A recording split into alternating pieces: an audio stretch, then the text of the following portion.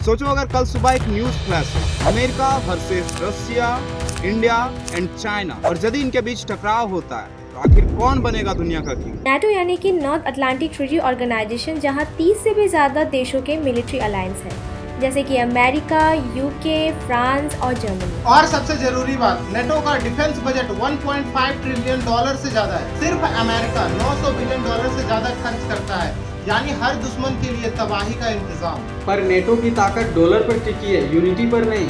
RIC यानी Russia, India, China, तीनों के पास न्यूक्लियर वेपन्स हैं। टेक्नोलॉजी, ट्रेड और टेरिटरी में भी कोई पीछे नहीं। और यदि ये तीनों देश एक साथ आ गए तो इनके पास होगी दुनिया की 40% आबादी, दुनिया की सबसे तेजी से बढ़ती हुई इकोनॉमी और दुनिया के सबसे बड़े एनर्जी के रिसोर्सेज। चाइना और इंडिया के बीच पिछले कुछ सालों से टेंशन चल रहा है। गलवान क्लैश भूल गए क्या? RCI में भरोसे की कमी है। यस, बट पॉलिटिक्स में परमानेंट दुश्मन नहीं होते।